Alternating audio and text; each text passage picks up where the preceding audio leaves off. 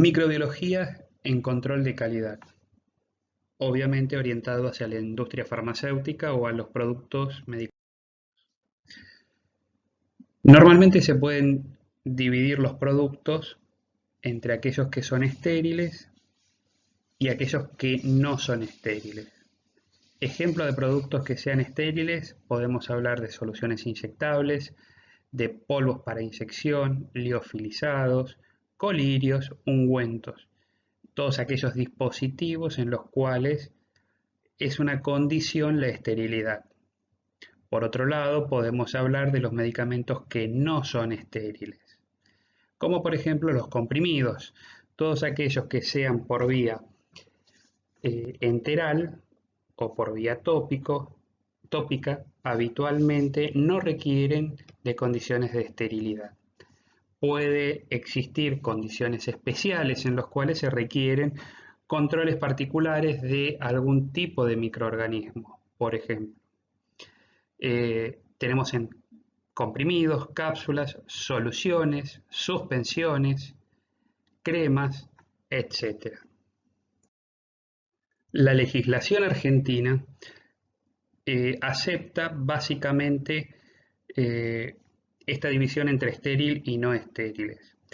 En cuanto a lo que está codificado en la farmacopea argentina, los divide en los productos no estériles, en cuyos casos existe un capítulo en la farmacopea argentina, el capítulo 90, que es el límite microbiológico, y la ausencia de microorganismos específicos. En cuanto a los que son estériles, la farmacopea argentina requiere que se realicen control de esterilidad en el capítulo 370 y el límite de piretógenos. El límite de piretógenos se puede llevar a cabo de dos maneras diferentes: a través del test de piretógeno, que es en la farmacopea argentina es el capítulo 340, o el test de endotoxinas bacterianas, que es el capítulo 330. Los vamos a ver en detalle un poco más adelante. Dentro de lo que son los controles de productos no obligatoriamente estériles, vamos a realizar el control higiénico. ¿Qué es el control higiénico? Es determinar la cantidad de determinados microorganismos que indiquen la condición higiénica del producto. Para ello, lo que vamos a llevar adelante en un primer momento es un control negativo, un test de promoción de crecimiento, el test de aptitud y la prueba en particular. El control negativo tiene como objetivo verificar las condiciones de los reactivos que se van a utilizar en el procedimiento para el control higiénico. Normalmente lo que se hace es colocar todas las sustancias que se van a utilizar en el control higiénico a incubar directamente. Obviamente no se debe observar crecimiento microbiano en ninguno de los reactivos. El objetivo de esto es verificar que los reactivos no producen contaminación alguna al ensayo. Ahora bien, el test de promoción de crecimiento se utilizan para ver la aptitud de los reactivos utilizados en el control higiénico. Básicamente consiste en desafiar los reactivos para ver si son aptos. ¿Cómo se los desafía? Se inocula con determinada cantidad de microorganismos, habitualmente aproximadamente 10 unidades formadoras de colonia. Se inoculan el medio de cultivo con el objetivo de ver el desarrollo de estos microorganismos. Como resultado, deberíamos observar un crecimiento que, según cuál fuere el ensayo, debería tener por lo menos un crecimiento con un factor mayor a 2 a partir del inóculo. Ahora bien, Es difícil pensar que para verificar el estado de los medios de cultivo se puedan probar todos los microorganismos. Bajo esa concepción, las farmacopeas establecieron una serie de microorganismos a probar en los diferentes medios de cultivos. Y en base a eso se generaron técnicas en las cuales se puede demostrar que los medios de cultivos son aptos para desarrollar cualquier tipo de microorganismo que pudiera contener la muestra que nosotros vamos a analizar. Por ejemplo, el Staphylococcus aureus es uno de los microorganismos que se utiliza como cepa patrón para determinar la aptitud del medio de cultivo. En la diapositiva van a poder observar los 5 microorganismos que se utilizan para realizar el test de promoción de crecimiento según la Farmacopea Argentina. Este es un ejemplo de lo que deberíamos observar después de realizar el test de promoción de crecimiento. Diferentes formas de crecimiento en base a lo que fue inoculado. El test de aptitud o aptitud del sistema básicamente consiste en ver lo que la forma farmacéutica le hace a los microorganismos. Existen diferentes tipos de productos. Esos productos pueden facilitar o pueden dificultar el crecimiento microbiano per se. Por ejemplo, un antibiótico. Si yo tengo un antibiótico que está contaminado con un microorganismo, puede ser que esté contaminado, pero que no vea la contaminación producto del antibiótico. Puede pasar que existan microorganismos que crecen con mayor facilidad por que el medicamento per se es un producto que facilita el crecimiento, en cuyo caso esto nos favorece la detección de microorganismos. Para determinar si el medio es apto o no, lo que se realiza es las mismas condiciones en las cuales se realiza el control higiénico, pero inoculo con una determinada cantidad de microorganismos. ¿Para qué inoculo? Para poder determinar que el microorganismo crece en presencia de nuestra forma farmacéutica o de nuestra materia prima. Si el crecimiento observado es similar a lo que crece en el test de promoción de crecimiento o en la misma preparación pero sin la forma farmacéutica, podemos determinar que la forma farmacéutica no interfiere en el crecimiento microbiano. De lo contrario, deberíamos realizar alguna práctica para evitar los efectos que causa la forma farmacéutica en el crecimiento microbiano. En esta diapositiva pueden encontrar los diferentes microorganismos que se utilizan para ver la aptitud del método y las condiciones en las cuales se realiza el ensayo. Si el resultado del test de aptitud del método da como resultado un crecimiento similar al control, el test de aptitud del método se encuentra aprobado. Ahora bien, si la forma farmacéutica tiene propiedades que inhiben el crecimiento de alguna de las 5 cepas sembradas con relación al control de esa misma cepa, debemos realizar alguna modificación al procedimiento para poder llevar adelante el control higiénico, porque la forma farmacéutica nos está inhibiendo el crecimiento microbiano de alguna especie.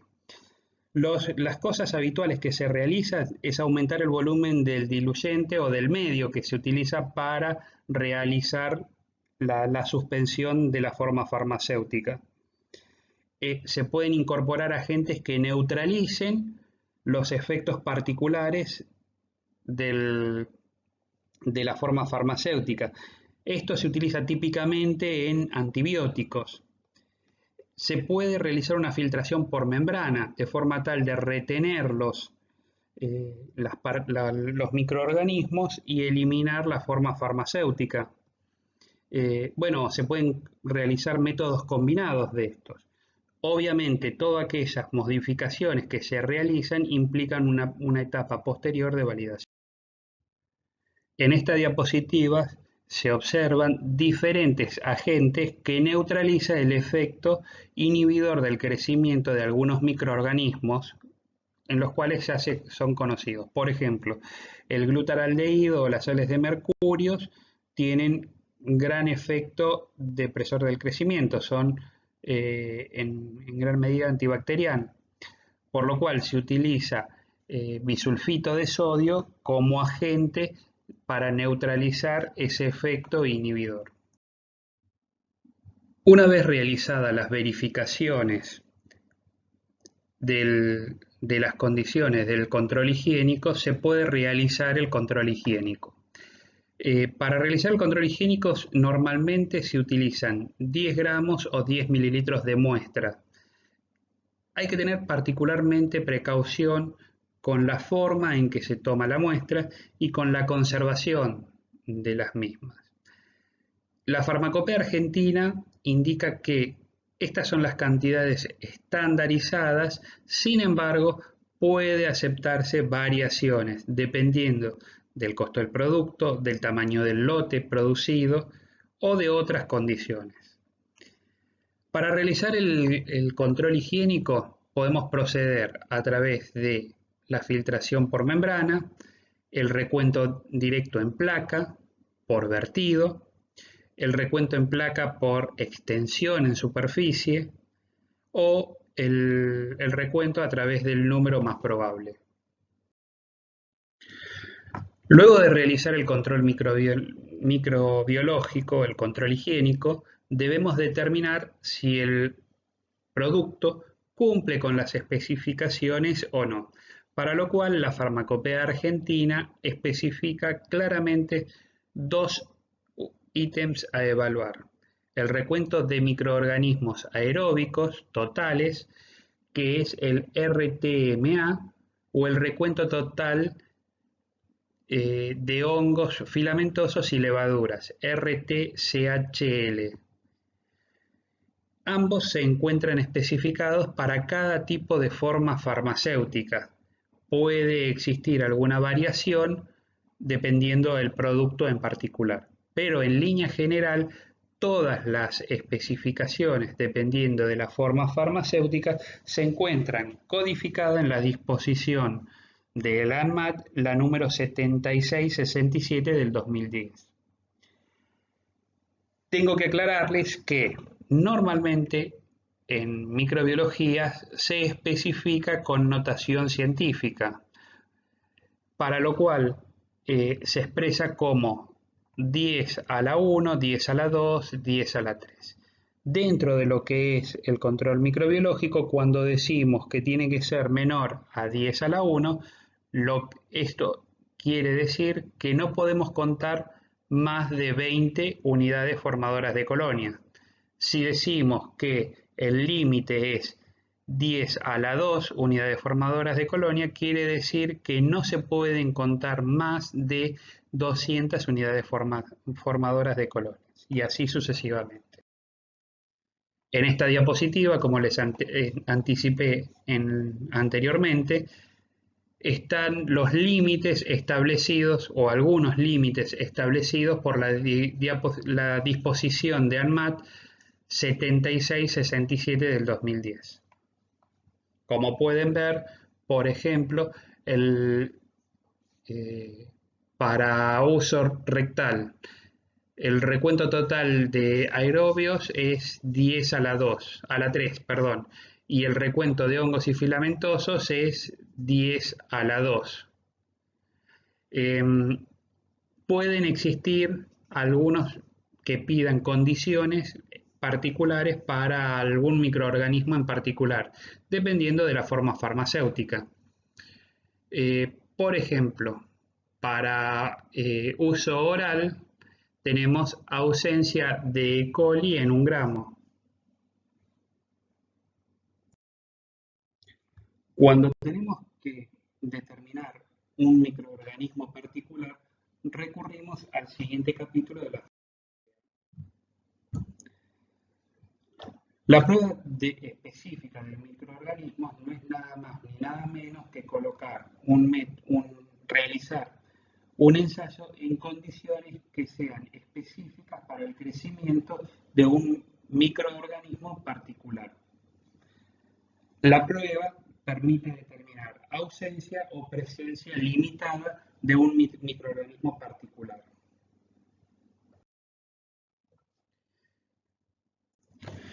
Para determinar los microorganismos específicos, la USP codifica el capítulo 61, que es de la prueba de reencuentro microbiano, particularmente de algunos microorganismos. Obviamente, tal como para realizar el control higiénico, se debe determinar que el producto no tenga actividad antibacteriana, y si tiene actividad antibacteriana per se, debemos realizar la inactivación de estos. Si el producto además puede o no tener tensioactivos, si tiene tensioactivos hay que demostrar que el tensioactivo no interfiere en el crecimiento de estos microorganismos. Tal como para el control higiénico, acá debemos realizar el control negativo, el test de promoción de crecimiento, el test de actitud del sistema y luego recién las pruebas. En las siguientes tablas van a encontrar las diferentes condiciones y medios para determinar diferentes microorganismos particulares, codificados en la Farmacopea de Estados Unidos.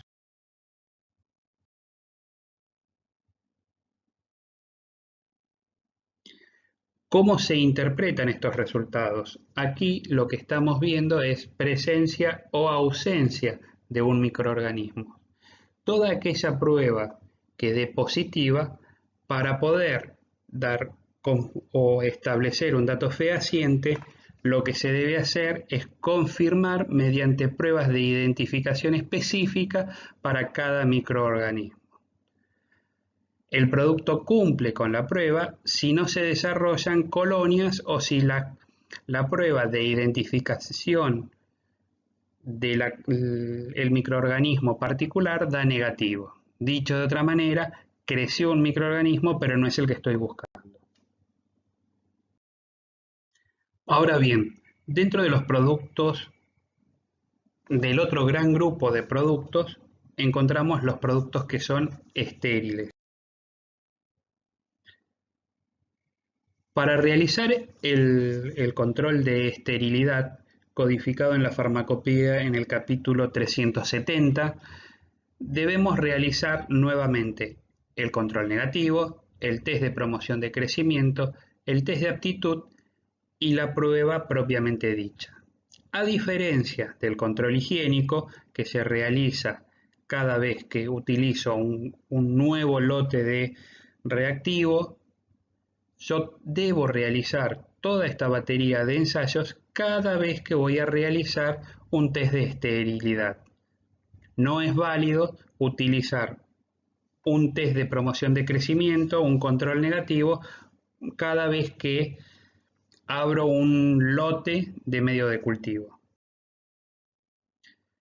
Los medios de cultivos que se utilizan para realizar el control de esterilidad son dos: un TSB y un tioglicolato. Unos son para aerobios y otros para anaeróbicos.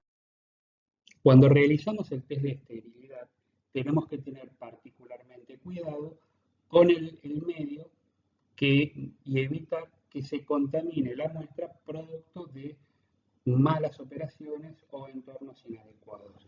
El test de esterilidad se debe realizar en una zona clase A con un entorno clase B.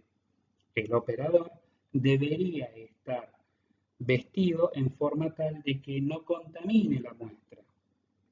Ahora bien, dependiendo del tipo de producto, puede generarse inhibición del crecimiento de los microorganismos. Esto se puede determinar en el control positivo de la muestra, luego de realizar el test de promoción de crecimiento. Por ejemplo, si trabajamos con antibióticos betalactámicos, deberíamos verificar claramente que el antibiótico no interfiera con el crecimiento, para lo cual habitualmente se puede utilizar enzimas beta-lactamasa para destruir el antibiótico y determinar presencia del microorganismo. También tenemos que tener en cuenta que el medio tioglicolato se utiliza para el crecimiento de anaerobios, pero en determinadas condiciones pueden crecer microorganismos no necesariamente anaerobios, como pueden ser los aerobios facultativos. El test de esterilidad se puede realizar por dos procedimientos diferentes, mediante la filtración a través de membrana o la inoculación directa. Para realizar el test de esterilidad utilizando el método de filtrado a través de membrana, debemos utilizar membranas de 0,45 micrones o de menor tamaño de poro. Típicamente se utilizan las membranas de 0,22 micrones. El diámetro habitual de la membrana es de 50 milímetros. El producto debe disolverse o dispersarse en una solución típicamente fisiológica, estéril, la cual sirve como vehículo para realizar la filtración. Una vez filtrado el producto, se debe lavar la membrana con suficiente solución estéril como para eliminar restos del producto. Obviamente, como dijimos anteriormente, si el producto tiene propiedades antimicrobianas, deberíamos inactivar el producto para evitar la inhibición del crecimiento del microorganismo. Si se tiene que lavar la membrana, no podemos excedernos del litro de lavado. Típicamente se lava con 200 mililitros. No podemos lavar más de 5 veces con 200 mililitros.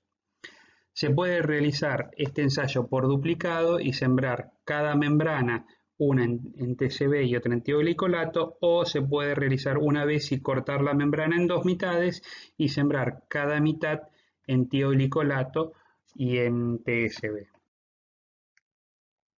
Este es un típico manifold para realizar la filtración esterilizante. La determinación de esterilidad por filtración por membrana. Cuando trabajamos con inoculación directa, el procedimiento es mucho más sencillo, se manipula menos la muestra, pero tenemos la limitación de que el producto puede enturbiar per se el medio de cultivo. Tenemos que tener en cuenta que no se puede agregar más de, o no es recomendable agregar más de el 10% del volumen del medio de reactivo.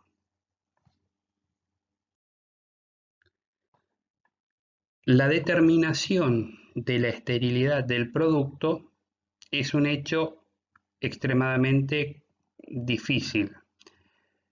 Realizar el test de esterilidad y suponer que el producto es estéril es un error, debido a que la contaminación microbiológica es puntual, no necesariamente es generalizada. Por ejemplo, si yo tengo una línea de llenado de ampollas, puedo tener una contaminación puntual durante el llenado, en cuyo caso voy a tener en un lote de determinado tamaño, por ejemplo 100.000 ampollas, 1.000 ampollas contaminadas.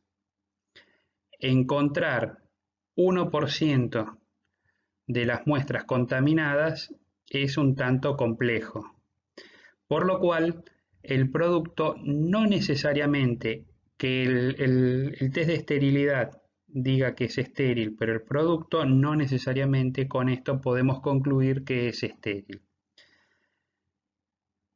En línea general, se tiene en cuenta que hay que determinar un determinado muestreo y conservar las condiciones de producción de un medicamento. En esta diapositiva les dejo las muestras, la cantidad de muestras recomendadas para realizar el test de esterilidad. No obstante, solamente se puede garantizar que un producto es estéril si el producto el test de esterilidad arroja como resultado que es estéril y las condiciones de buenas prácticas de manufacturas se mantienen vigentes y se pueden verificar los controles ambientales y los controles microbiológicos del personal.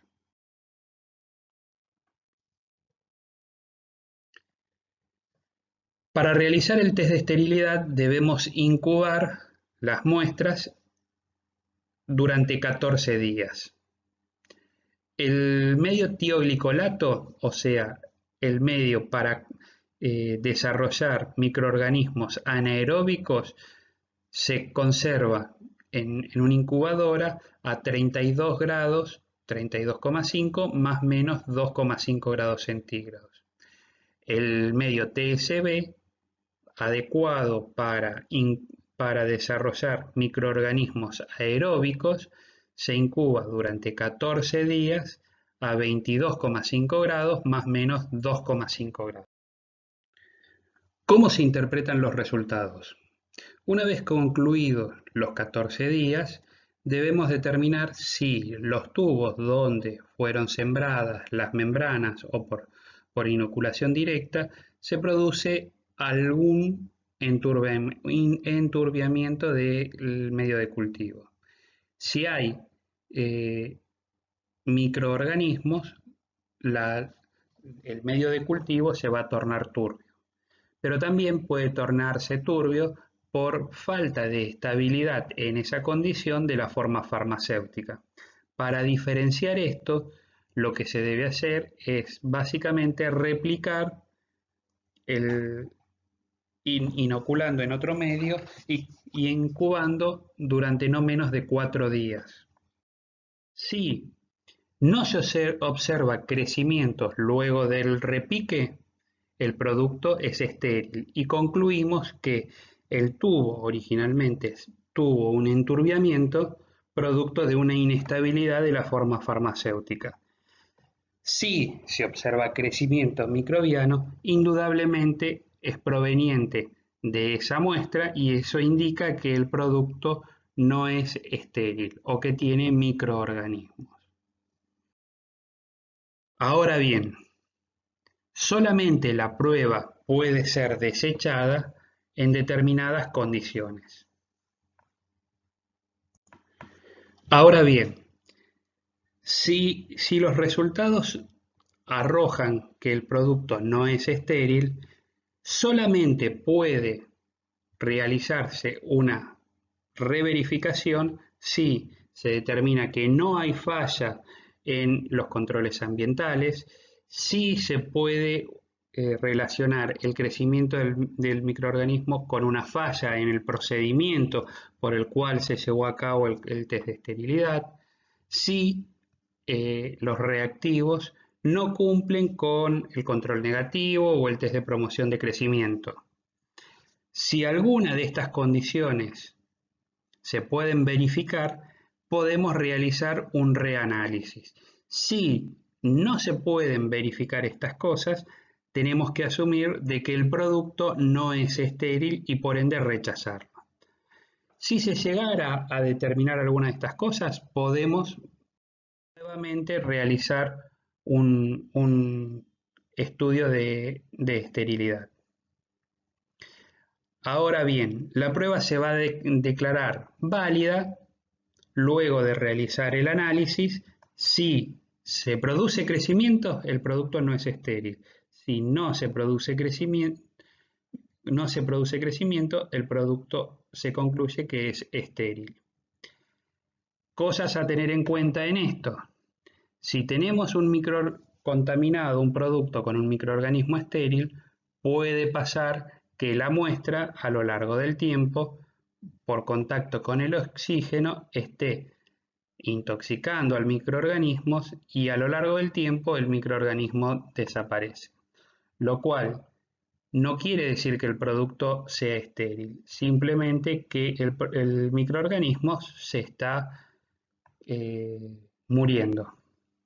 Puede pasar que cuando realizamos una nueva muestra no encontremos el lugar donde fue contaminado, por lo cual se debería abrir una investigación en la cual nos diga si el producto tuvo alguna falla en el proceso productivo o no. Además del control de esterilidad, a los medicamentos que son estériles debemos realizar el control de piretógenos.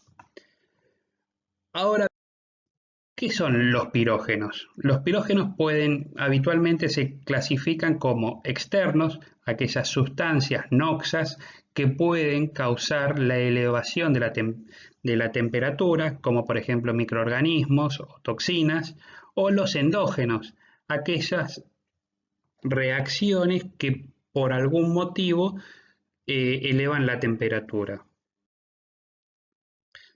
Algunos ejemplos de pirógenos externos son las bacterias, los virus, hongos, demás sustancias que están presentes en la naturaleza. Dentro de lo que podemos nombrar como pirógenos endógenos, tenemos las interleuquinas, el factor de necrosis tumoral, el TNF, etc. Ahora, las bacterias en su pared bacteriana tienen un lipopolisacárido que funciona como pirógeno cuando ingresa al organismo.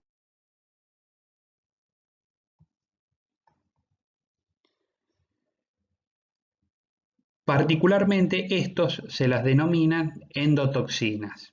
¿Qué es la endotoxina? Bueno, básicamente es una parte de un lipopolisacárido que se encuentra en la pared bacteriana de las bacterias gram negativas.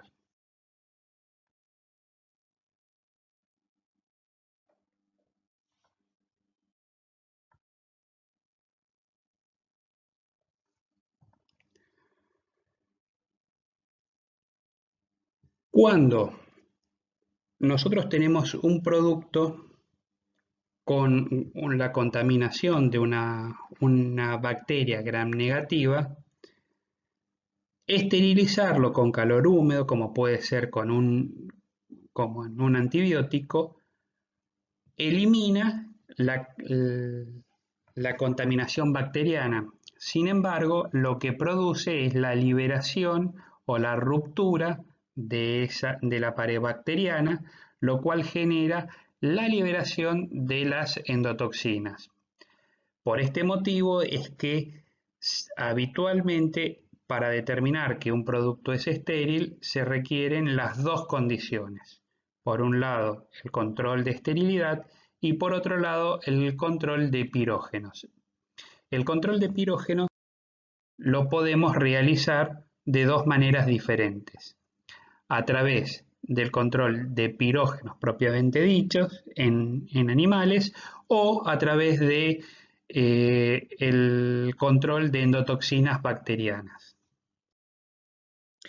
El test de piretógenos es una prueba que está diseñada para, de alguna manera, disminuir la posibilidad de que el producto utilizado pueda desarrollar fiebre o procesos febriles en la persona en el momento de la aplicación, para lo cual se utilizan conejos como animales de prueba.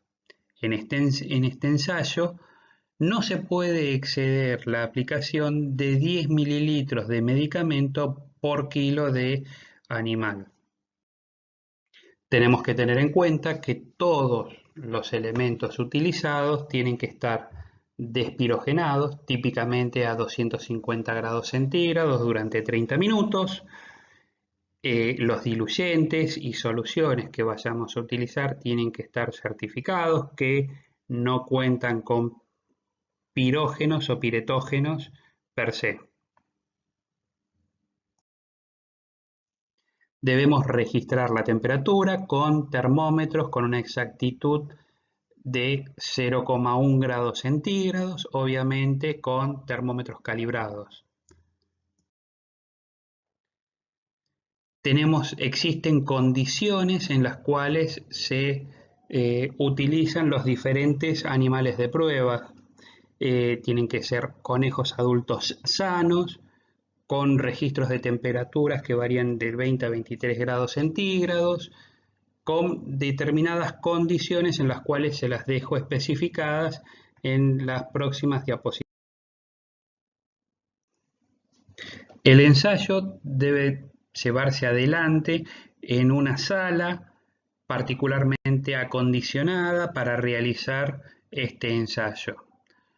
Todos los conejos durante el periodo del ensayo tienen que mantenerse quietos, sin acceso a la comida, pero sí con acceso libre al agua que los conejos decidan tomar, típicamente a través de una mamadera.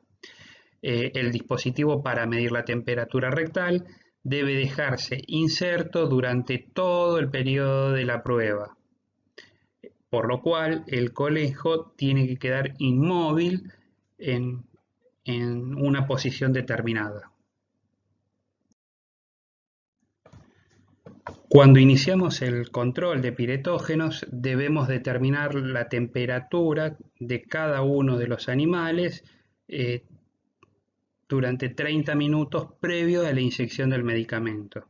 Existen criterios para descartar esos animales. Aquellos que superen los 39,8 de temperatura inicial o temperatura basal son animales que deberán ser alejados del ensayo. También tenemos que tener en cuenta que la temperatura corporal no varíe en más de 1 grado respecto al grupo de ensayo.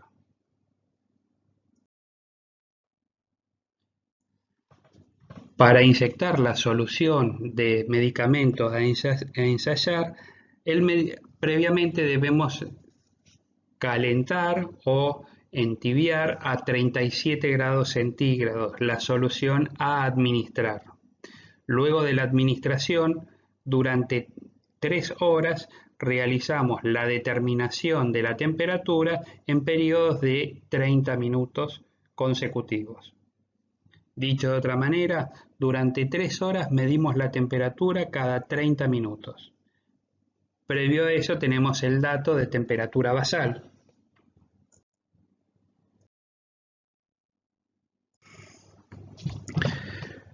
Ahora bien, ¿cómo se realiza la evaluación del test de piretógenos? Hasta este momento, tanto la USP como la Farmacopea Europea tenían un criterio homogéneo para la generación del protocolo. A partir de la interpretación de los resultados, existe una diferencia sustancial entre el criterio de la Farmacopea de Estados Unidos y el criterio de la Farmacopea de Europa. Para la Farmacopea de Estados Unidos, la USP, el primer grupo se considera que el test de piretógenos cumple si al grupo de 3 conejos ninguno de ellos incrementa su temperatura más de 0,5 grados centígrados con relación a su temperatura basal. Es decir, yo tengo 3 conejos a los cuales les suministré el medicamento a ensayar y el incremento de la temperatura corporal de cada uno de ellos no supera los 0,5 grados con relación a la temperatura basal. Si alguno de esos conejos supera la temperatura, supera el incremento de 0,5 grados centígrados, se debe utilizar 5 conejos adicionales. Nuevamente se le administra el medicamento, para lo cual se constituye un grupo de un total de 8 conejos ensayos, 8 conejos pruebas. De estos 8 conejos, no más de 3 conejos pueden incrementar más de 0,5 grados centígrados. Pero la condición adicional es que la suma de todos los incrementos de temperatura no pueden superar los 3,3 grados centígrados con relación a la temperatura basal de cada uno de los conejos. Dicho de otra manera, tengo un grupo de 3 conejos, de los cuales uno de los conejos incrementó la temperatura 0,6 grados con relación a la temperatura basal. Incorporo 5 conejos adicionales. De estos 5 conejos adicionales, el aumento de temperatura no puede ser mayor a 0,5 grados centígrados y la suma total del incremento de temperatura no puede ser mayor a 3,3 grados centígrados.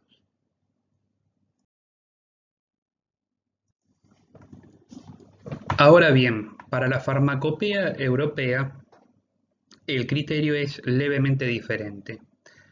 Para determinar la temperatura inicial, se realiza un promedio entre 2 determinaciones cada 30 minutos previo a la inyección del medicamento. La temperatura máxima es la temperatura más alta registrada durante las 3 horas posteriores a la inyección del medicamento. También tenemos que tener en cuenta que no se pueden utilizar conejos que tengan una diferencia de 0,2 grados centígrados entre 2 lecturas sucesivas. La población de conejos a utilizar tienen que tener una dispersión menor a 1 grado centígrados durante el periodo previo a la inyección del medicamento. Y todos los conejos que tienen una temperatura inicial superior a los 39,8 o inferior a los 38 grados centígrados no pueden ser utilizados en el ensayo. Para este ensayo debemos determinar la temperatura individual de cada conejo cada no más de 30 minutos, por lo menos 90 minutos antes de iniciar el ensayo y durante al menos 3 horas después de inyectado el medicamento. La respuesta de este ensayo es la diferencia entre la temperatura máxima y la temperatura inicial o temperatura basal del conejo. Si la diferencia entre la temperatura máxima y la temperatura basal arrojara un resultado negativo, se toma como 0. ¿Cómo se interpretan los resultados para la farmacopea europea? La farmacopea europea tabula 2 temperaturas para cada grupo de ensayos. Recuerden que se ensayan con 3 animales. Si tenemos error o tenemos un exceso de temperatura, probamos con 3 animales sucesivos y así sucesivamente.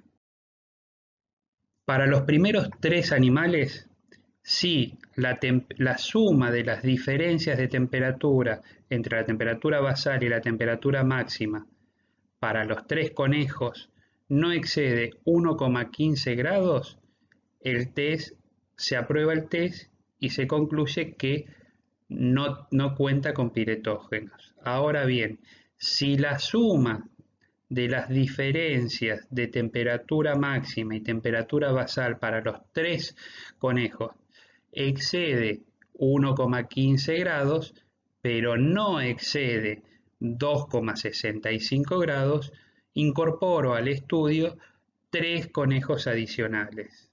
Ahora bien, si la suma de las diferencias de la temperatura máxima y la temperatura basal para los 6 conejos no supera 2,8 grados centígrados, el test se aprueba y se concluye que no tiene piretógenos. Si la suma de las temperaturas de la diferencia de la temperatura máxima y la temperatura basal para los 6 conejos supera los 2,8 grados centígrados, pero no supera los 4,3 grados centígrados, procedo a incorporar 3 conejos adicionales.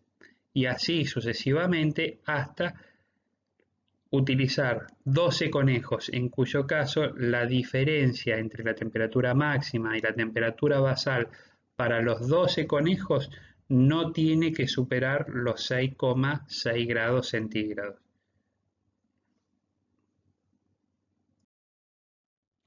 Hasta el momento vimos el control de piretógenos a través del test de piretógenos. Sin embargo, este test tiene limitaciones. Por ejemplo, si utilizamos un antitérmico como sustancia a analizar, el conejo jamás va a elevar la temperatura, o es muy difícil que eleve su temperatura, porque el producto per se tiene características antipiréticas, por lo cual este ensayo no es válido para este tipo de sustancias. Existen otro tipo de test en el cual nos permite tener algún grado de certeza de las sustancias piretógenas, siempre y cuando asumamos que la contaminación o la sustancia piretógena proviene del lisado de la pared bacteriana de una bacteria gram negativa. Para ese caso podemos realizar el test de endotoxinas bacterianas. ¿En qué se basa el test de endotoxinas bacterianas? Bueno, no es nada más ni nada menos que una reacción biológica a partir del lisado de amebocitas del Limulus.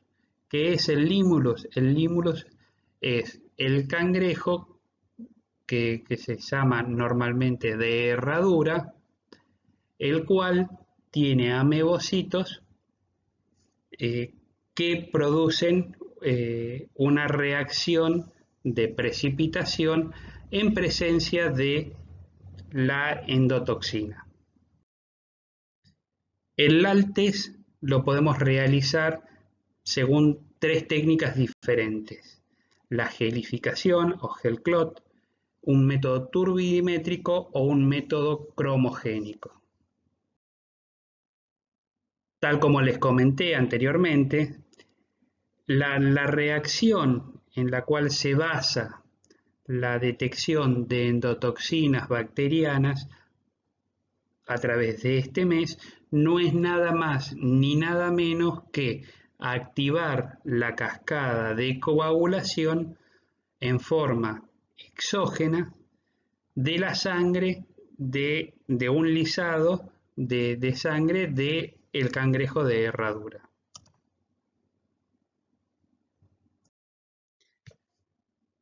El método de gelificación, como vimos en la diapositiva anterior, se activa la cascada de coagulación y se produce un coágulo firme en un tubo de hemólisis, que por inversión del tubo no se produce la precipitación, no se produce la caída o el desprendimiento.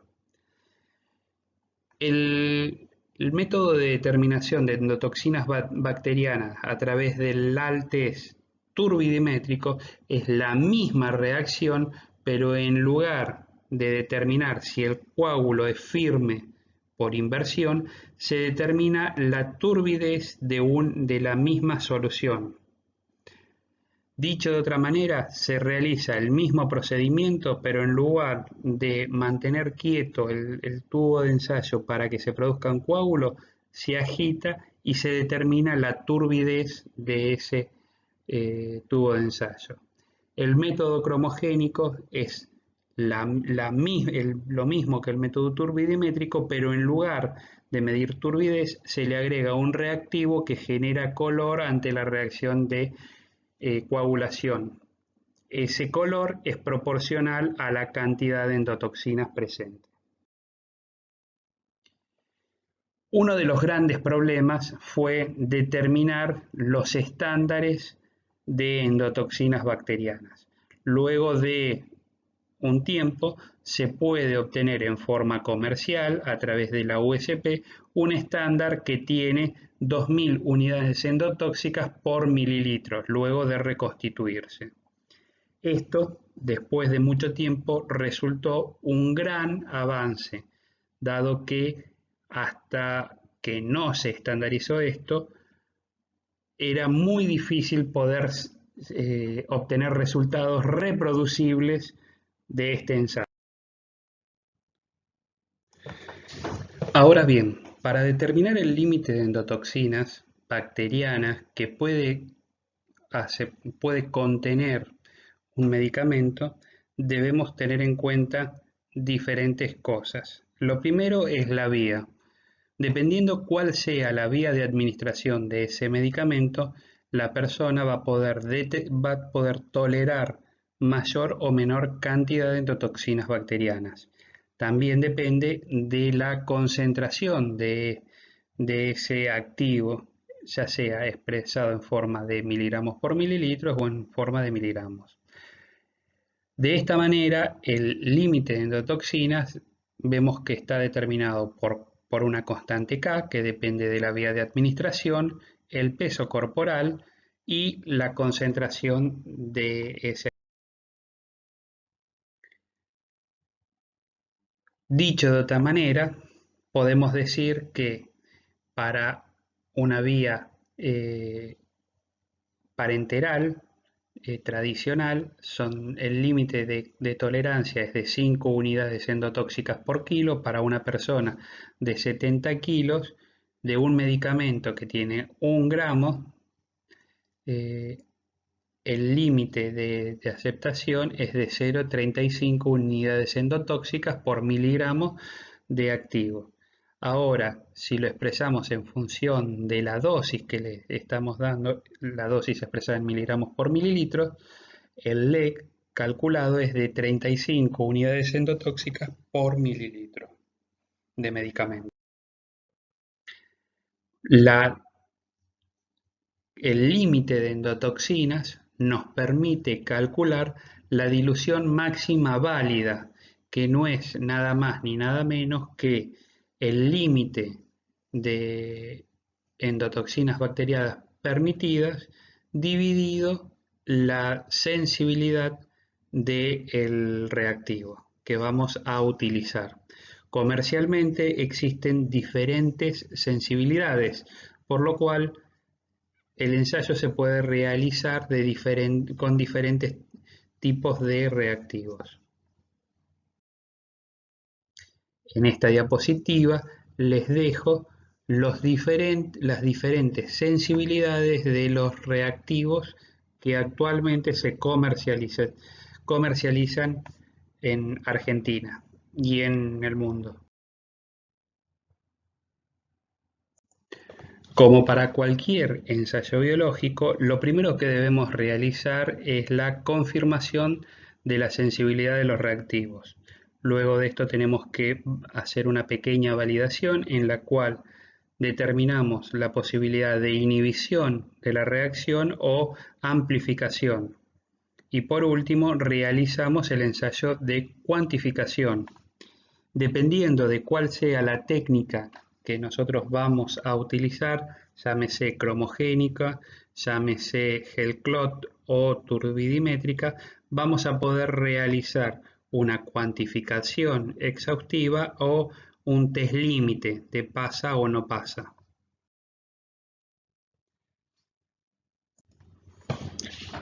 Tal como les comenté anteriormente, lo primero que debemos hacer es verificar la sensibilidad del reactivo.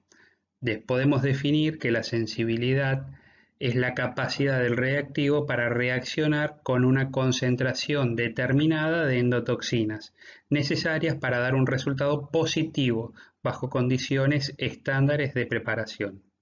¿Cómo se realiza esta prueba? Preparo diluciones seriadas de el estándar de endotoxinas diluciones en las cuales están establecidas, se las dejo en esta diapositiva. A estas diluciones luego agregamos una concentración determinada del reactivo. Concentración como para determinar una vez la sensibilidad, dos veces la sensibilidad, la mitad de la sensibilidad y observamos qué tipo de reacción se observa. Obviamente las condiciones de trabajo son las estandarizadas, las cuales tengo que incubar a 37 grados centígrados durante 40 minutos. Una vez pasado el tiempo, determino cuáles fueron los resultados positivos y negativos.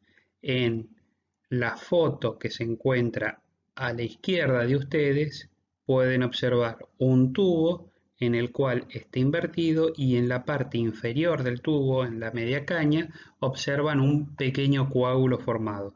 Eso es una reacción positiva para el ensayo de endotoxinas bacterianas a través de la técnica de Hell-Clot. En la otra figura observan un tubo en diagonal en la cual no hubo formación del coágulo, por lo cual se observa líquido en el fondo del tubo. Una vez obtenido todos los duplicados con su determinación positiva, se calcula la sensibilidad del reactivo mediante una sumatoria logarítmica, la cual queda expresada en esta diapositiva. Luego de eso tenemos que verificar que la sustancia no produzca inhibición o no produzca una reacción exacerbada de la formación del coágulo o haya una reacción desmesurada de la reacción de precipitación o de formación del coágulo.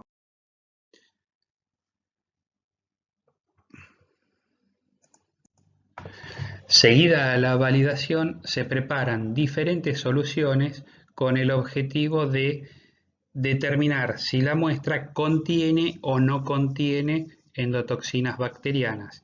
El esquema de preparación de las soluciones es el que se muestra en esta diapositiva.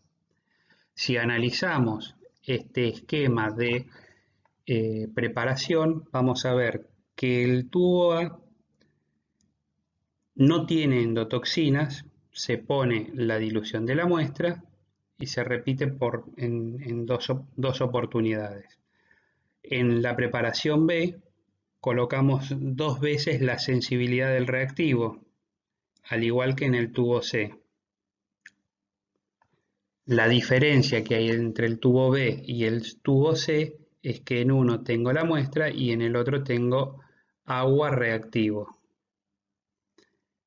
Y por último, coloco solamente agua. ¿Qué es lo que trato de determinar con esto? Bueno, que los reactivos no tengan influencia en la respuesta y que el producto no interfiere con la reacción normal del reactivo del ALD. ¿Cómo se deben interpretar los resultados obtenidos luego de este ensayo?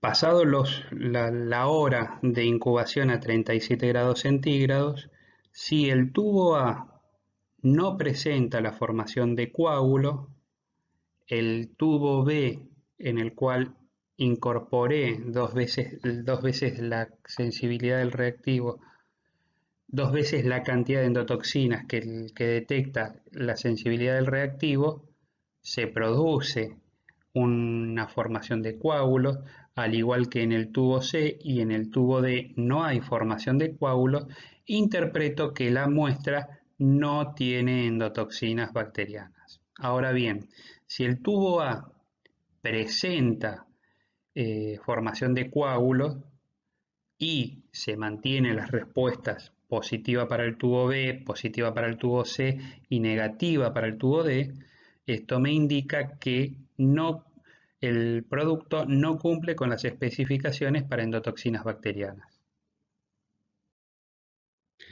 Anteriormente les mencioné que un producto no podía considerarse estéril solamente por el control de esterilidad. Uno de los ensayos que se debe llevar adelante son los controles ambientales del entorno y las personas que están involucradas en la producción de ese medicamento estéril. Para ello vamos a tener que realizar muestreos del aire, muestreos de superficie y muestreos del personal. Dentro de lo que es el muestreo del aire puede ser pasivo o puede ser activo. Los métodos pasivos suelen ser por sedimentación. El método activo es un método volumétrico en el cual se fuerza el aire a pasar a través de un dispositivo y ese dispositivo impacta directamente sobre un sistema que recoge las partículas viables del ambiente. Los métodos de superficie incluyen el muestreo, ya sea por hisopos, hisopando una superficie o directamente por contacto con una placa tipo Reodyne, en la cual eh, trato de recuperar los microorganismos posibles que se encuentran en las diferentes superficies, tales como las paredes, los pisos, los equipos, los utensilios y demás. En cuanto a lo que es el personal, tengo que determinar la carga microbiana que cuenta el personal, en guantes, en la vestimenta, etc. En esto van a observar un proceso de llenado de ampollas.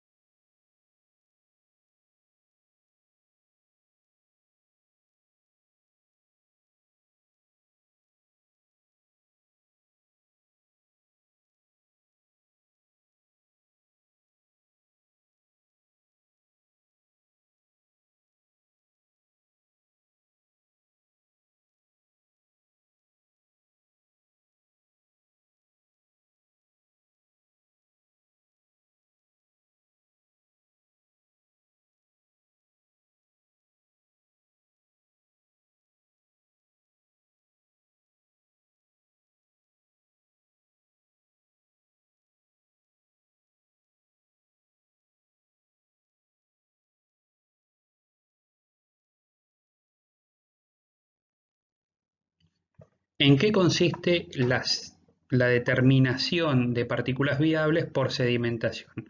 No es nada más ni nada menos que dejar en reposo alguna placa en diferentes lugares del área en el cual se produce estos medicamentos de forma tal de que se depositen sobre una placa de Petri eh, los microorganismos posibles que pueda haber en el ambiente.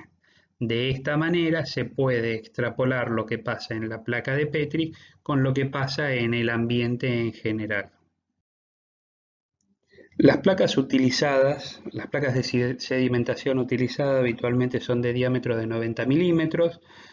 Hay que tener precaución en cuanto a la sobreexposición de la placa porque el medio puede deshidratarse y arrojar errores en la eh, lectura de la cantidad de microorganismos que sedimentan. Normalmente se dejan por un periodo que no exceden las 4 horas. Hay que tener en cuenta que hay una relación directa entre el contenido de bacterias que aparecen o que crecen sobre la placa y lo que se encuentra en todo el ambiente.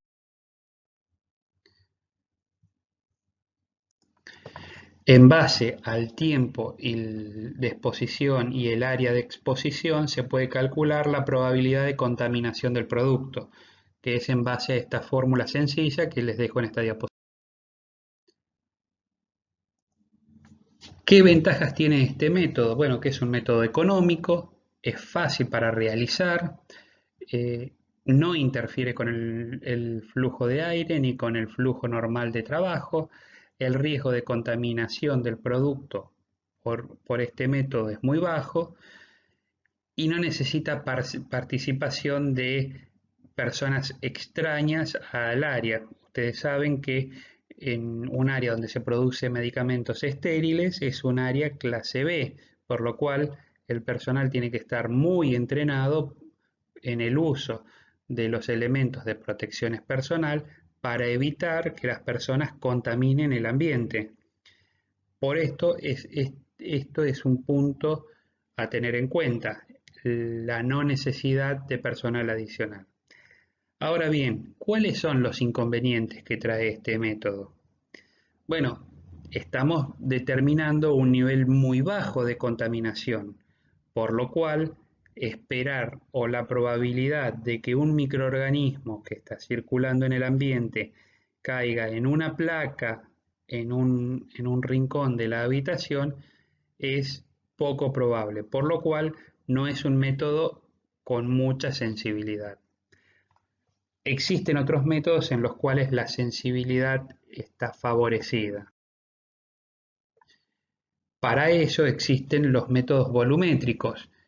Los métodos volumétricos no es nada más ni nada menos que utilizar una turbina que fuerza a pasar el aire a través de un dispositivo y ese dispositivo el aire impacta directamente sobre una placa la cual tiene un medio de cultivo. Es un tipo de muestreo directo del aire.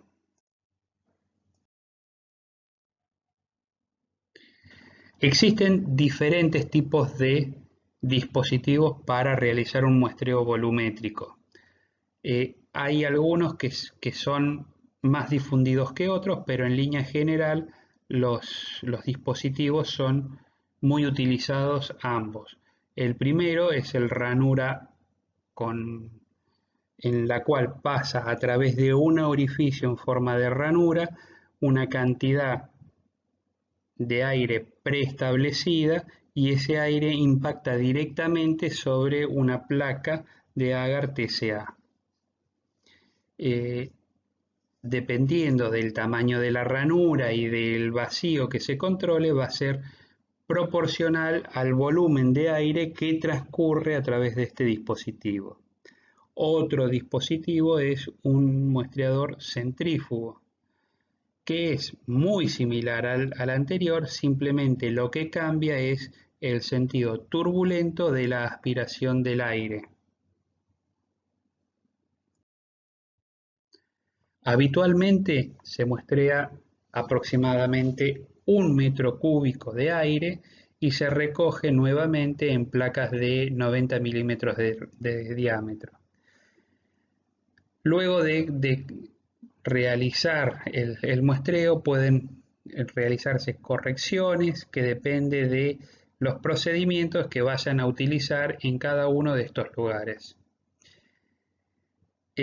Normalmente se pueden muestrear las áreas de mayor a menor grado, no interfiere con la producción.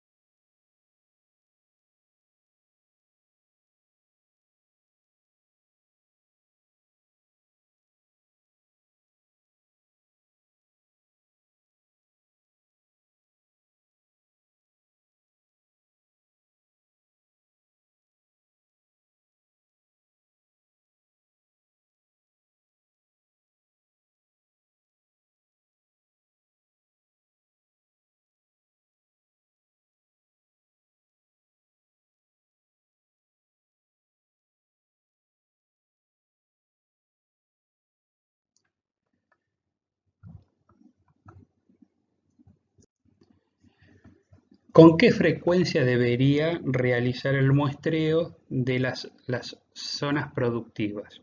La legislación hoy en día dice que cada vez que nosotros vamos a realizar un lote productivo estéril, debemos tener controlada y monitoreada las zonas y el área de fabricación, por lo cual el monitoreo de las clases A y clases B se deben realizar en forma constante durante todas las producciones. Existen diferentes criterios para el resto de las salas o las zonas de apoyo, por ejemplo, 2 veces por semana, 1 vez por semana, etc. Todas estas formas de muestrear deben estar eh, apoyadas o basadas en un procedimiento operativo que establezca el criterio en base a la asimilación de un riesgo que está asociado al muestreo o no muestreo de estas áreas. En cuanto a lo que deberíamos esperar obtener del muestreo ambiental, dependiendo del tipo de área, vamos a eh, esperar obtener una determinada cantidad de carga microbiana por unidad de volumen. Se recomienda hoy en día que las clases A, en un muestreo dinámico del aire de 1 metro cúbico, las clases A deben ser menor a 3 unidades formadoras de colonias por metro cúbico de aire. Una clase C menor a 20 y una clase D menor a 100 unidades formadoras de colonia por metro cúbico de aire. Ahora, si hablamos de la contaminación de superficie,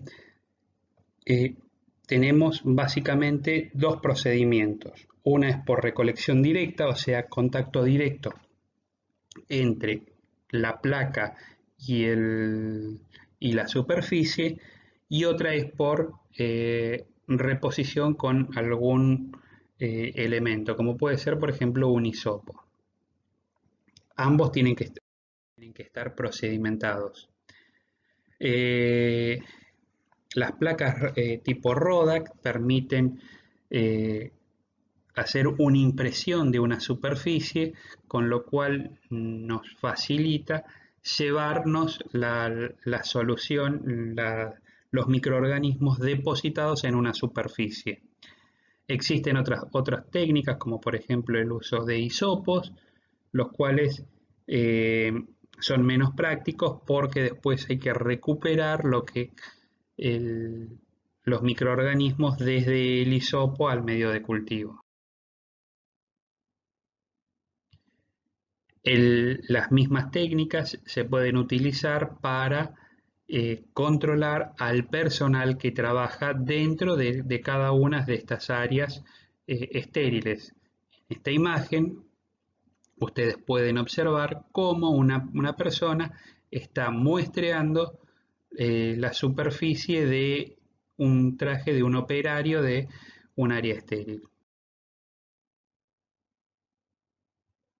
El muestreo con hisopos, como yo les comenté anteriormente, tiene la complicación que tenemos que recuperar o validar la recuperación de los microorganismos desde el hisopo.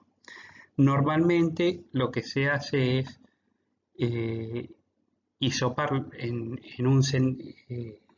mover en un sentido el hisopo y luego en otro sentido, de forma tal de que se genera una cuadrícula. De esa cuadrícula se deduce que es muy poco probable que en una superficie quede expuesto, quede sin recoger algún microorganismo, si es que lo hubiera. Adicionalmente de la recuperación, este método tiene el problema de que el hisopo puede dejar pelusas que luego se transfieren al producto. ¿Cuáles son los resultados esperables? Para una clase A, hasta 3 unidades formadoras de colonias en cualquier superficie de la clase A. Ahora, en una clase C, hasta 5 unidades formadoras de colonias y 10 si incluimos los pisos. Para lo que es el personal, tenemos para los que trabajan en una clase A, en los guantes no más de 3 y en la vestimenta no más de 5 unidades formadoras de colonia. Para lo que es una clase C, no más de 10 unidades formadoras de colonia y no más de 20 para la vestimenta. En esta tabla van a poder apreciar los microorganismos que suelen ser fuente de contaminación eh, de los productos y cuál es el vehículo que lo transporta habitualmente. Tenemos que tener en cuenta que la fuente de contaminación en general de todo producto estéril es la persona. ¿Por qué? Bueno, por movimientos excesivos, por falta de entrenamiento, porque las personas per se, simplemente por estar vivos, despedimos partículas al ambiente. Esas partículas que despedimos, algunas son viables, otras no, y son fuentes de contaminación del producto. Tal como les comenté anteriormente, un producto es estéril luego de que el test de esterilidad dio negativo, pero también tenemos que tener en cuenta los controles ambientales, como vimos anteriormente, y hay que determinar si el proceso productivo per se produce algún tipo de contaminación o algún tipo de influencia en la contaminación en la producción del medicamento. Para ello, tenemos que validar el proceso de producción del medicamento. Ahora bien, ¿por qué es necesario validar el proceso de llenado? Bueno, porque la validación del proceso de llenado nos va a indicar si el sistema en su conjunto, incluyendo el personal, el ambiente, los reactivos, son susceptibles de contaminarse o no por el proceso en sí.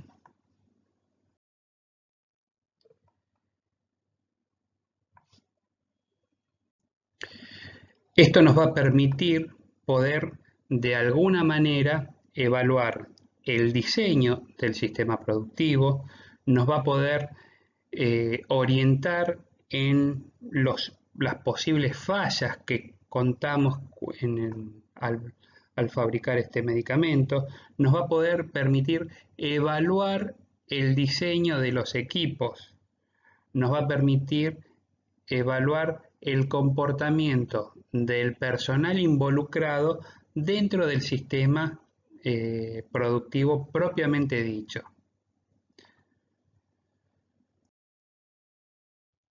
¿Qué es lo que deberíamos tener en cuenta para realizar este proceso de validación de llenado o media film? Lo primero es conocer el sistema productivo. Y luego de conocer el sistema productivo, deberíamos reemplazar el producto por alguna sustancia o tipo de sustancia que facilite el crecimiento de los microorganismos, normalmente en medio de cultivo. Ahora bien, ¿qué medio de cultivo es el adecuado? ¿Utilizamos el medio TSB o utilizamos tioglicolato? ¿O utilizamos ambos? También tenemos que tener en cuenta la cantidad de unidades que vamos a utilizar en el proceso de validación, así como también el tiempo que va a transcurrir desde que iniciamos la producción hasta que terminamos la producción de los productos involucrados en la validación. Y esta cantidad de unidades producidas para la validación tienen que guardar relación o ser proporcionales a los procesos productivos habituales. Y también tenemos que tener bien claro cuáles van a ser los límites de aceptación para los resultados obtenidos en este proceso. Entonces, si repasamos, Los elementos claves a tener en cuenta son el número y la frecuencia de las campañas de media field. Dicho de otra manera, ¿qué cantidad de media field o de validaciones tenemos que realizar a lo largo del año o de la vida del laboratorio? Tenemos que determinar qué medios de cultivos vamos a utilizar en reemplazo del producto, la cantidad de unidades a llenar, el tamaño del envase. No es lo mismo llenar envases de 1 mililitro que llenar envases de 100 mililitros.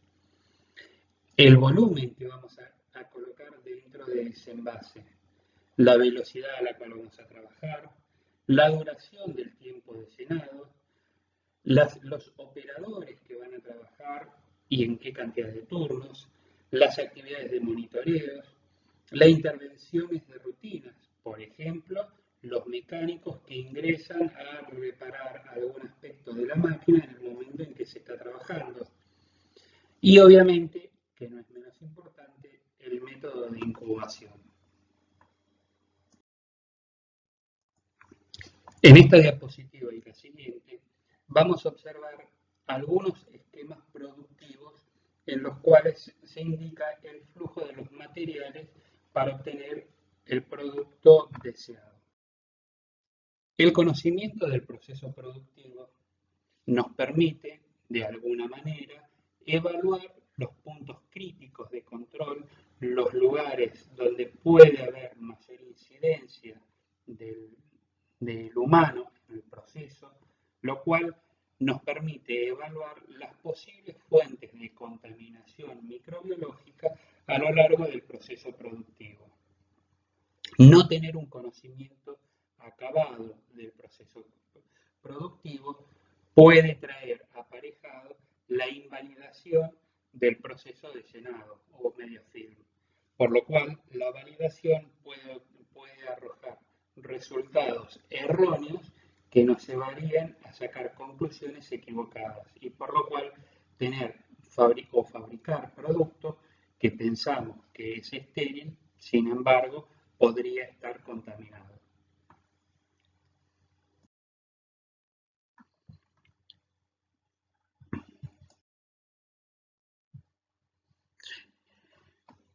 ¿Con qué frecuencia se realiza la validación del Senado? Desde el año 2018, la legislación argentina estableció que el proceso de llenado aséptico debe ser realizado 2 veces por año. Los medios de cultivos son variables. Habitualmente se utiliza el TSB y tioglicolato, pero podrían evaluarse utilizar algún otro tipo de medio de cultivos. Como siempre, los medios de cultivos tienen que favorecer el crecimiento microbiano, tal como analizamos en el control higiénico o en el test de esterilidad. Deben poder realizarse el test de promoción de crecimiento y el test de control negativo. Mucha bibliografía indica que luego de realizarse la validación de llenado, se debe utilizar algunos viales o algunos productos llenados en forma estéril con medio de cultivo, se los debe inocular con una concentración determinada de microorganismos, con un inóculo determinado de microorganismos y verificar el crecimiento en este lugar, luego de realizado la incubación. Con relación al número de ampollas o de producto que debe dosificarse, tiene que guardar relación directa con el número total de productos que se tiene que utilizar. Habitualmente se utiliza un número que no tiene que ser inferior al 10% del tamaño del lote productivo normal. En cuanto a lo que es el tamaño del envase, no existe un consenso. se define como soluciones parenterales de pequeño volumen a toda aquella solución que se administre que tenga un volumen inferior a 100 mililitros. Sin embargo, el tiempo de llenado de una ampolla de 100 mililitros es mucho mayor al de una ampolla de 1 mililitro, por lo cual el tiempo de exposición de ese producto es mucho mayor al de 1 mililitro y por ende la contaminación es mucho más probable o es más fácil de contaminar un producto que tiene un tiempo mayor de llenado que uno de menor llenado, por lo cual debería utilizarse el de mayor volumen. Sin embargo, llenar ampollas de mayor volumen no necesariamente representa lo que se hace normalmente en el proceso productivo. Sí hay que tener en cuenta de que las ampollas deberían ser o el producto que se va a llenar con el volumen que se va a llenar, debería ser el que se produce en mayor proporción para estar cubierto en el ámbito más cercano a ese producto. El volumen de llenado es discutible, no puede tener menos del 25% del volumen, pero tampoco se puede llenar al 100% del volumen porque la cámara de aire puede estar disminuida, porque debemos facilitar el crecimiento del microorganismo. La velocidad de llenado tiene que ser la velocidad de llenado habitual, de rutina, siempre y cuando nos permita el medio de cultivo. Si hablamos de llenado de polvos, debemos utilizar el, el producto que utilizamos como placebo, habitualmente lactosa, debería tener una fluidez similar a la de los productos que utilizamos normalmente para hacer el llenado de polvos, por ejemplo, del antibiótico. Sin embargo, no siempre esto se puede lograr. Entonces, hay que trabajar entre lo deseable y lo que se puede lograr. En cuanto a lo que son los líquidos, los medios de cultivos fluidos son bastante más viscosas que las soluciones que habitualmente se dispensan. Sin embargo, estos pueden, el medio de cultivo puede mantenerse caliente durante el proceso de llenado aséptico. Hay que tener en cuenta que el proceso de llenado aséptico tiene que ser lo suficientemente largo como para incluir todas las etapas del proceso habitual. Por ejemplo, el ingreso de personal de mantenimiento, el cambio de turno, los cambios de guantes habituales, la entrada y salida del personal por diferentes motivos. En cuanto a lo que es el método de incubación, habitualmente se incuban 7 días entre 20 y 25 grados y 7 días entre 30 y 35 grados, de forma tal de favorecer el crecimiento de hongos, levaduras y bacterias, dependiendo obviamente del medio de cultivo que se vaya a utilizar. Todas las unidades producidas deben ser previo a incubarlas deben ser inspeccionadas y se debe se deben incubar todas las unidades producidas. Esto supone grandes inconvenientes en cuanto al tamaño de las estufas de cultivo durante el periodo de utilización, durante el periodo de incubación. Por lo cual es digamos, un problema importante a tener en cuenta. El criterio de aceptación debería tener en cuenta la cantidad de ampollas producidas, el tiempo de producción y el volumen de producción. En base a esto, en línea general se acepta que no puede haber más de 0,1% de contaminación, teniendo en cuenta un 95% de intervalo de nivel de confianza o intervalo de confianza. Esto se puede traducir en aproximadamente una ampolla contaminada cada 3.000 producidas, teniendo en cuenta que se deben producir por lo menos 15.000 ampollas. Existen otros criterios en los cuales son mucho más estrictos. El nivel de contaminación claramente indica la probabilidad que cuando vayamos a fabricar un medicamento puedan contaminarse, por lo cual esto es un número crítico y debería tender a 0 o ser igual a 0. Cuando realizamos el proceso de validación, tenemos que tener en cuenta que debe existir una correlación entre los hechos dentro del proceso productivo y la ampolla producida. Dicho de otra manera, deberíamos poder identificar la ampolla producida a cada instante. Lo ideal para poder tener este tipo de correlación es filmar todo el proceso productivo y poder evaluar punto a punto. Ahora bien, ¿cuáles son las causas de contaminación que podríamos tener en un proceso de llenado de un inyectable o de cualquier producto que sea estéril? En el 90% de los casos, la incidencia más importante es del personal y de su capacitación para el trabajo dentro de ese área con condiciones controladas.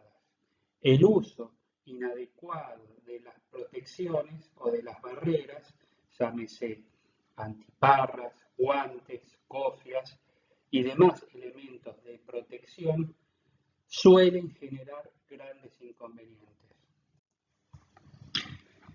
En base a esta correlación entre producción y el tiempo de producción y el producto obtenido, se pueden generar curvas en las cuales se grafica la contaminación en función de las unidades producidas. Entonces, en este gráfico, nosotros podemos ver que la contaminación venía controlada, venía en cero, estéril, y de buenas a primeras se dispara la contaminación.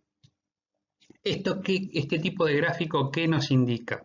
Que el proceso venía controlado, era estéril, de buenas a primeras se produjo un error en donde incorpora constantemente una cantidad N de microorganismos, lo cual hace que dé controles positivos de esterilidad, existencia de contaminación. Este tipo de procesos son fallas puntuales que pueden deberse, por ejemplo, a la rotura de una manguera, al cambio de una materia prima, a la falla en un filtro de esterilización terminal. Este otro gráfico nos muestra que empieza un nivel elevado de contaminación y con el tiempo disminuye. Si podemos pensar, esto parece un producto en donde la línea productiva está contaminada. Luego de que se va produciendo, la línea se va limpiando, por lo cual llega un momento en donde el producto que es estéril lavó toda la contaminación y se sigue produciendo productos que son estériles.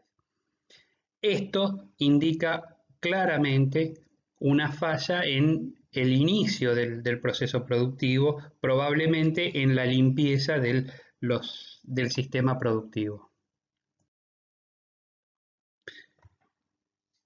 En este tipo de gráfico observamos que la producción es estéril, excepto en un punto en el cual se produce un pico de contaminación y luego vuelve. Esto es una contaminación puntual, típica contaminación producto de la intervención humana, habitualmente por una operación mal realizada, por eh, una maniobra inadecuada durante el proceso productivo.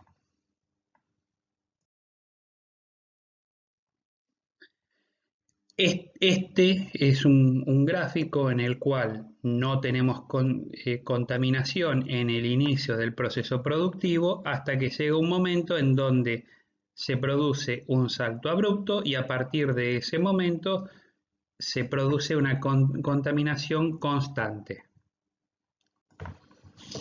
Este es un caso similar al que ya hemos analizado, en el cual se produce la ruptura de una manguera o un salto abrupto en algún parámetro en el cual incorpora la contaminación, por ejemplo, el flujo laminar.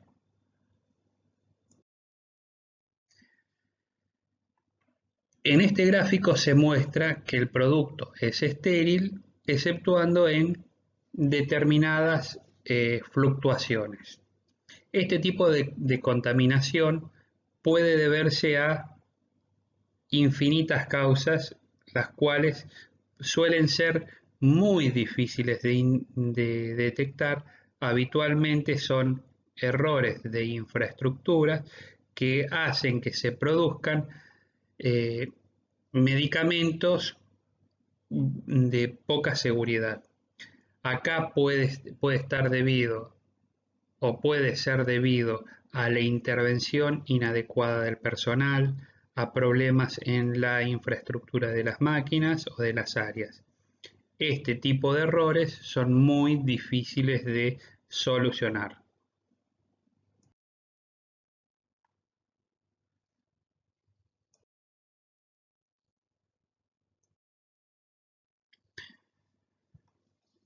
Con esto terminamos la clase de microbiología orientada a la industria farmacéutica. Ante cualquier duda o consulta, por favor, comuníquense a través del WhatsApp o el mail. Hasta luego.